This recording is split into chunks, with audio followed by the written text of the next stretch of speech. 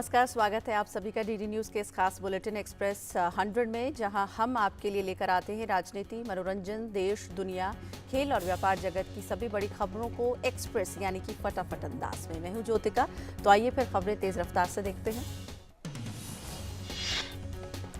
रूस के राष्ट्रपति व्लादिमीर पुतिन प्रधानमंत्री नरेंद्र मोदी के साथ 21वीं भारत रूस वार्षिक शिखर बैठक के लिए आज दिल्ली पहुंचेंगे। दोनों नेता द्विपक्षीय संबंधों की संभावनाओं की समीक्षा तथा रणनीतिक भागीदारी को और सुदृढ़ करने के उपायों पर विचार विमर्श करेंगे।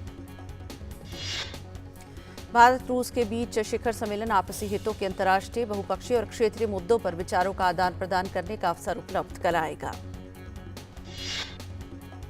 रूस के विदेश मंत्री सर्गेई लावरोव आज विदेश मंत्री एस जयशंकर के साथ एक बैठक करेंगे। 2+2 वार्ता में रक्षा मंत्री राजनाथ सिंह और डॉक्टर जयशंकर भारतीय पक्ष का प्रतिनिधित्व करेंगे, जबकि रूस का पक्ष विदेश मंत्री श्री लावरोव और रक्षा मंत्री सर्गेई शोइगु रखेंगे। भारत और रूस की वार्षिक शिखर बैठक दोनों देशों के बीच रणनीतिक भागीदारी के लिए बातचीत करने की सर्वोच्च संस्थागत प्रणाली है। अभी तक दोनों देशों के बीच 20 वार्षिक शिखर बैठकें हो चुकी हैं। राष्ट्रपति रामनाथ कोविंद आज से महाराष्ट्र के 4 दिवसीय दौरे पर रहेंगे। राष्ट्रपति कोविंद यात्रा के पहले दिन रायगढ़ किला जाएंगे और छत्रपति शिवाजी महाराज को श्रद्धांजलि अर्पित करेंगे। राष्ट्रपति मंगलवार को पुणे में लोहेगांव के वायुसेना केंद्र का दौरा करेंगे और वहां उड़ान प्रदर्शन देखेंगे तथा वायुसेना के योद्धाओं से बातचीत करेंगे। वित्त मंत्री निर्मला सीतारमण आज लोकसभा में the narcotic drugs and psychotropic substance संशोधन विधेयक 2021 पेश करने वाली हैं। स्वास्थ्य मंत्री डॉक्टर मनसुख मांडविया लोकसभा में national institute of pharmaceuticals education and research संशोधन विधेयक 2021 पेश करने वाले हैं। स्वास्थ्य मंत्री डॉक्टर मनसुख मांडविया राज्यसभा में 2 बेहद अहम विधेयक पेश करेंगे। Assisted reproductive technology regulation bill 2021 और सरोगेसी विनियमन विधेयक 2020 दोनों आज पेश होंगे। केंद्रीय विधि और न्याय मंत्री किरण रिजिजू लोकसभा में उच्च न्यायालय और सर्वोच्च न्यायालय के न्यायाधीश वेतन और सेवा की शर्तें संशोधन विधेयक 2021 पेश करने वाले हैं। महापरिनिर्वाण दिवस के रूप में राष्ट्र आज मना रहा है डॉक्टर भीमराव अंबेडकर की पुण्यतिथि। संसद परिसर में राष्ट्रपति, उपराष्ट्रपति और पीएम सहित तमाम नेताओं ने बाबा साहब को श्रद्धांजलि दी। 1971 में नए देश बांग्लादेश के उदय की स्मृति में भारत और बांग्लादेश संयुक्त रूप से मैत्री दिवस मना रहे हैं। विदेश सचिव हर्ष श्रृंगला आज ICWA द्वारा आयोजित कार्यक्रम में शिरकत करेंगे। बीएसएफ के 57वें स्थापना दिवस पर राजस्थान के जैसलमेर में आयोजित समारोह में गृहमंत्री अमित शाह ने कहा कि भारत ड्रोन रोधी प्रौद्योगिकी विकसित कर रहा है। गृहमंत्री ने आश्वासन दिया कि देश की क्षेत्रीय सीमाओं की रक्षा के लिए सीमा सुरक्षा बल बीएसएफ को आधुनिक प्रौद्योगिकी उपलब्ध कराई जाएगी। केंद्रीय गृह मंत्री अमित शाह ने कहा कि कोविड महामारी के दौरान बीएसएफ और पुलिस का मानवीय चेहरा सामने आया। गृहमंत्री ने जवानों के हौसले और वीरता की भी सराहना की।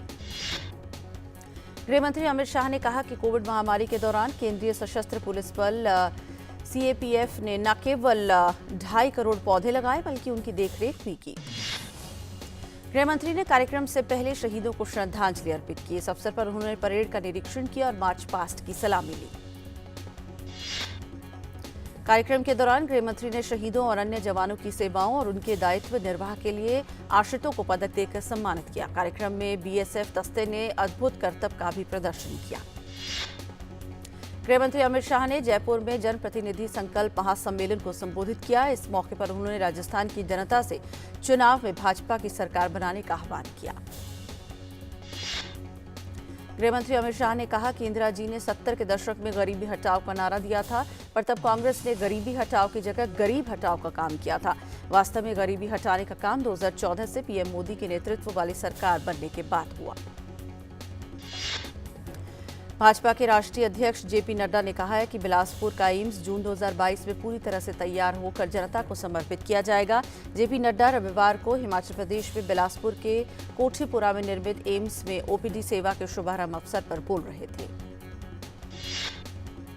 बिलासपुर में नड्डा के साथ मुख्यमंत्री जयराम ठाकुर और केंद्रीय मंत्री अनुराग ठाकुर सहित कई गणमान्य व्यक्ति मौजूद रहे। प्रधानमंत्री नरेंद्र मोदी ने अक्टूबर 2017 में बिलासपुर में एम्स का शिलान्यास किया था। उत्तर प्रदेश के मुख्यमंत्री योगी आदित्यनाथ ने प्रधानमंत्री नरेंद्र मोदी के प्रस्तावित कार्यक्रम के मद्देनजर वाराणसी के स्वरवेद महामंदिर का निरीक्षण किया। उन्होंने इस दौरान अधिकारियों को दिशा निर्देश भी दिए। उत्तर प्रदेश के मुख्यमंत्री योगी आदित्यनाथ ने लखनऊ में वीडियो कॉन्फ्रेंसिंग के माध्यम से करीब 5000 स्वास्थ्य उपकेंद्रों का शुभारंभ किया। इस मौके पर स्वास्थ्य विभाग के कई वरिष्ठ अधिकारी उपस्थित थे। स्वास्थ्य सेवाओं को बेहतर बनाने में उप स्वास्थ्य केंद्रों का महत्वपूर्ण भूमिका होती है। इसके माध्यम से स्वास्थ्य विभाग द्वारा संचालित कोई भी योजनाएं सुदूर क्षेत्रों में आसानी से पहुंच जाती हैं। केंद्रीय सूचना एवं प्रसारण राज्य मंत्री डॉक्टर एल मुरुगन ने तिरुवनंतपुरम में शी शॉर्ट फिल्म फेस्टिवल में मुख्य अतिथि के तौर पर हिस्सा लिया। उन्होंने चयनित फिल्मों को पुरस्कार प्रदान किए। स्ट्रेंथ ऑनर एम्पावरमेंट अर्थात शी महिला सशक्तिकरण के लिए शॉर्ट फिल्मों के क्षेत्र में होने वाले प्रयासों का मंच है। इस अवसर पर अपने संबोधन में उन्होंने फिल्म निर्माण क्षेत्र को केंद्र सरकार द्वारा दी जा रही सुविधाओं का जिक्र किया। बंगाल की खाड़ी के ऊपर बना हवा का गहरा दबाव एक चक्रवाती तूफान जवाद अब धीरे धीरे कमजोर पड़ता जा रहा है। मौसम विभाग ने रविवार रात तक इसके और भी कमजोर पड़ने की उम्मीद जताई है। बंगाल की खाड़ी के ऊपर पिछले 6 घंटों के दौरान 25 किलोमीटर प्रति घंटे की गति से उत्तर उत्तर पूर्व की ओर चक्रवात बढ़ रहा है। इसके कारण पश्चिम बंगाल और उड़ीसा के कई इलाकों में भारी बारिश भी हो रही है। उपराष्ट्रपति एम वेंकैया नायडू ने रविवार को उपराष्ट्रपति निवास पर आयोजित एक कार्यक्रम में पूर्व कैबिनेट सचिव और झारखंड के पूर्व राज्यपाल रहे प्रभात कुमार द्वारा लिखित किताब पब्लिक सर्विस एथिक्स का विमोचन किया। उपराष्ट्रपति एम वेंकैया नायडू ने इस अवसर पर कहा कि भ्रष्टाचार के प्रति हो रही जीरो टॉलरेंस बेहद जरूरी है। उन्होंने कहा कि लोक सेवा में कैसे नैतिक मूल्यों को बनाए रखना जरूरी है। आयुष मंत्री सर्बानंद सोनोवाल ने रविवार को मणिपुर के लिए आयुष विकास पैकेज की घोषणा की। सोनोवाल ने इम्फाल में बताया कि आयुष मंत्रालय ने मणिपुर में 15 आयुष डिस्पेंसरियां, 10-10 बिस्तरों वाले 7 अस्पताल और 50 स्वास्थ्य तथा आरोग्य केंद्र निर्मित करने का फैसला किया है। आयुष मंत्रालय मणिपुर के प्रत्येक जिले में 16 नर्सरी विकसित करने तथा 100 स्कूलों में औषधि बगीचे बनाएगा। केंद्रीय मंत्री सोनोवाल ने कहा कि इससे रोजगार के अवसर उत्पन्न होंगे और मणिपुर के लोगों की आय में इजाफा होगा। महाराष्ट्र में कोविड के नए वेरिएंट ओमिक्रॉन के 7 और मरीज सामने आए हैं। वहीं राजस्थान में 9 लोग नए वेरिएंट से संक्रमित मिले हैं। ओमिक्रॉन के प्रयास को रोकने के लिए सरकार पूरी तरह सतर्क है। स्वास्थ्य मंत्री मनसुख मांडविया ने रविवार को इंदिरा गांधी अंतर्राष्ट्रीय हवाई अड्डे पर जोखिम वाले देशों से आने वाले यात्रियों के लिए आरटी-पीसीआर परीक्षण सुविधाओं की समीक्षा की। इस समय देश में कोरोना के ओमिक्रॉन वेरिएंट से संक्रमितों की संख्या 21 हो गई है। राष्ट्रव्यापी कोविड टीकाकरण के तहत देश में रविवार शाम तक 127.61 करोड़ से अधिक टीके लगाए जा चुके हैं। देश की वयस्क आबादी के 50% लोगों को कोरोना के टीके की दोनों डोज लगी है। देश में रविवार को कोरोना से स्वस्थ होने की वर्तमान दर 98.35% हो गई। भारत में सक्रिय मरीजों की संख्या 99,155 है। राज्यों और केंद्र शासित प्रदेशों को केंद्र की तरफ से अब तक 138 करोड़ से अधिक टीके प्रदान किए गए हैं। राज्यों केंद्र शासित प्रदेशों के पास अभी भी 21.13 करोड़ से अधिक अतिरिक्त और बिना इस्तेमाल हुई खुराकें मौजूद हैं। दिल्ली एनसीआर में वायु प्रदूषण के स्तर को बढ़ने के खिलाफ लड़ाई में अपनी कार्रवाई तेज करते हुए वायु गुणवत्ता प्रबंधन आयोग ईटीएफ द्वारा गठित 40 निरीक्षण दलों के साथ प्रतिदिन समीक्षा बैठक कर रहा है। ये उड़न दस्ते उल्लंघन करने वालों का पता लगाने और उनके खिलाफ कड़ी कार्रवाई के लिए आयोग को उनके विवरण की रिपोर्ट दे रही है। आयोग के निर्देशों के बाद उत्तर प्रदेश, हरियाणा और राष्ट्रीय राजधानी क्षेत्र दिल्ली के प्रत्येक जिलों के लिए 12 निरीक्षण दल गठित किए गए हैं, जबकि राजस्थान के एनसीआर जिलों में गतिविधियों की जांच के लिए 4 टीमों को नियुक्त किया गया है। 4 दिसंबर तक उड़न दस्तों ने 140 से अधिक स्थलों का निरीक्षण किया गया और विभिन्न इकाइयों द्वारा गंभीर उल्लंघनों पर सख्त कार्रवाई के लिए चिन्हित भी किया गया। आधुनिक उपकरणों से लैस सर्वेक्षण जहाज संधायक भारतीय नौसेना के बेड़े में शामिल हो गया। ये जहाज नौसेना द्वारा बनाए जा रहे 4 बड़े सर्वेक्षण जहाज प्रोजेक्ट के तहत पहला जहाज है। भारत और मालदीव के बीच आज से मालदीव के करधू द्वीप में 11वां एक्यूवेरियन अभ्यास शुरू होगा। इसका समापन 19 दिसंबर को होगा। इसमें कठोर प्रशिक्षण के अतिरिक्त संयुक्त सैन्य अभ्यास में रक्षा सहयोग और द्विपक्षीय संबंधों को बढ़ाने के लिए सांस्कृतिक और खेल गतिविधियां भी शामिल होंगी।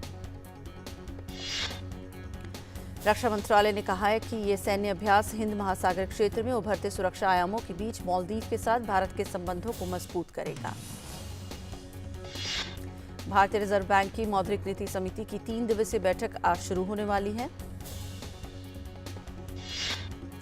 आयकर विभाग के नए ई फाइलिंग पोर्टल पर 3 दिसंबर 2021 तक 3 करोड़ से अधिक आयकर रिटर्न दाखिल किए जा चुके हैं। प्रतिदिन दाखिल किए जा रहे आईटीआर की संख्या 4 लाख से अधिक है।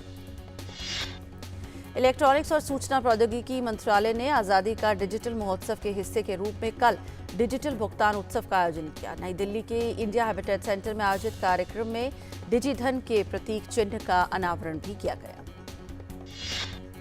इस अवसर पर डिजिटल भुगतान संदेश यात्रा नामक एक जागरूकता अभियान का शुभारंभ चुटकी बजा के कैशलेस, टचलेस, पेपरलेस शीर्षक के डिजिटल भुगतान गान के साथ हुआ। इलेक्ट्रॉनिक्स और सूचना प्रौद्योगिकी मंत्री अश्विनी वैष्णव ने एमएसएमई, छोटे उद्योगों, छोटे व्यवसायियों को त्वरित और आसान ऋण प्रदान करने के लिए यूपीआई के रूप में शक्तिशाली और निर्बाध मंच बनाने के लिए बैंकरों के सामने एक चुनौती रखी। पूर्वी उत्तर प्रदेश में कृषि और प्रसंस्कृत खाद्य उत्पादों के निर्यात की क्षमता का दोहन करने के लिए एपेडा ने मिर्जापुर में कृषि निर्यात सम्मेलन सह क्रेता विक्रेता बैठक का आयोजन किया, जिसमें केंद्रीय वाणिज्य और उद्योग राज्य मंत्री अनुप्रिया पटेल सहित 700 से अधिक किसानों और निर्यातकों ने भाग लिया। और इस बुलेटिन में वक्त है एक ब्रेक का। भी हाजिर होंगे, देखते रहिए डीडी न्यूज।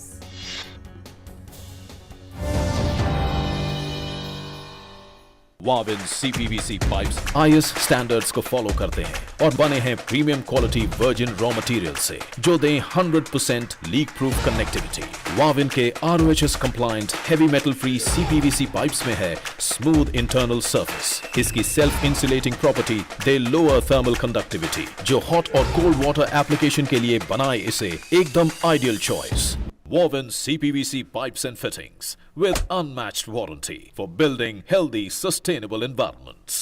आजादी के अमृत महोत्सव के अवसर पर यूनियन बैंक ऑफ इंडिया लाया है लोन उत्सव। आइए, होम लोन सिर्फ 6.40 के लोएस्ट इंटरेस्ट रेट पर with 0 processing charges. SMS you loan to 56161 और give a missed call to 9619333333। मुझे जॉब छोड़ा फिर भी सो कूल। ब्रो, नए चैलेंजेस नए मौके लाते हैं।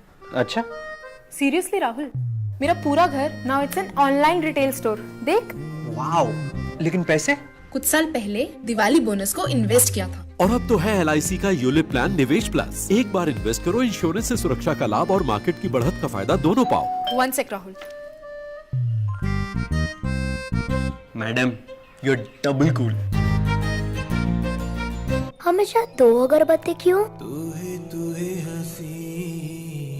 एक तुम्हारे लिए और दूसरी सबके लिए। Cycle pure अगरबत्तीज। हर जोखिम से निकल कर फसल आए, सुरक्षित हो जाए। फसल बीमा से हर किसान अब आत्मनिर्भर हो जाए। अब सूखा पड़े या बाढ़ आ जाए, कोई डर नहीं। अब ओले पड़े या कीट पतंगे फसल खा जाए, कोई फिक्र नहीं। अब कैसी भी आपदा हमारी फसल पे आ जाए, क्षति होने पर हमारे दावों का उचित भुगतान मिलता है, क्योंकि हमने लिया है प्रधानमंत्री फसल बीमा। बुआई से फसल कटाई तक हर जोखिम का दावा, न्यूनतम प्रीमियम पर अधिकतम भुगतान का वादा। योजना से हर साल जुड़ रहे हैं 5 करोड़ से ज्यादा किसान। अब आपकी है बारी। नजदीकी कृषि कार्यालय, सहकारी समिति, बैंक शाखा, अधिकृत बीमा कंपनी या जन सेवा केंद्र में स्वेच्छा से करा सकते हैं पंजीकरण। फसल बीमा पोर्टल या फसल बीमा ऐप द्वारा भी किया जा सकता है पंजीकरण। प्रधानमंत्री फसल बीमा योजना, आपकी फसलों का संपूर्ण सुरक्षा कवच। कृषि एवं किसान कल्याण मंत्रालय, भारत सरकार। अरे वाह, लेजेंड की बैट। इससे तो मैं खेलूंगा। फ्यूचर बैटिंग लेजेंड है। इसमें जिसका नाम लिखा है बैट उसी को मिलेगी।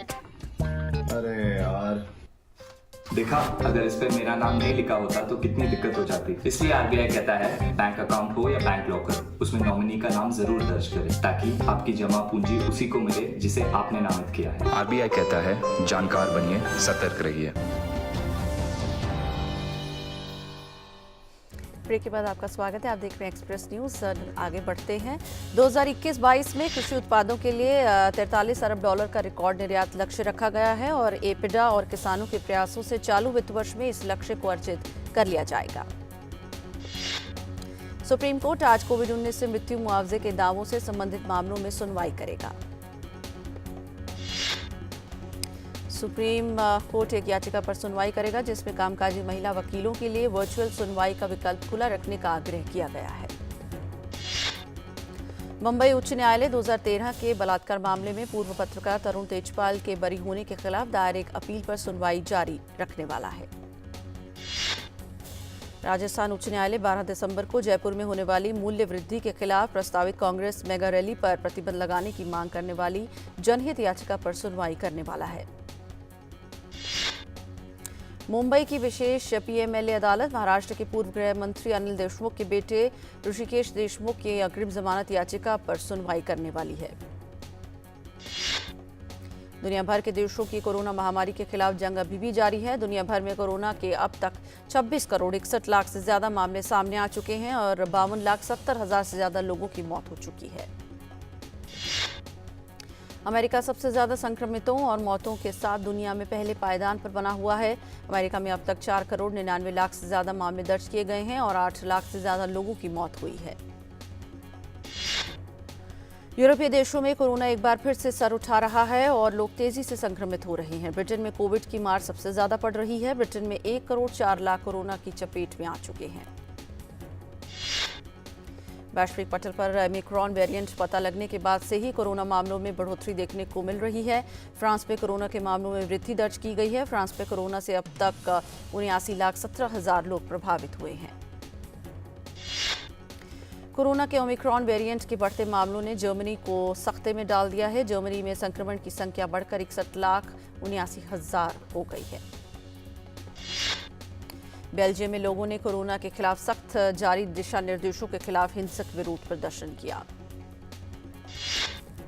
इटली ने कोरोना को देखते हुए वैक्सीनेशन नहीं लेने वाले लोगों पर नकेल कसना शुरू कर दिया है।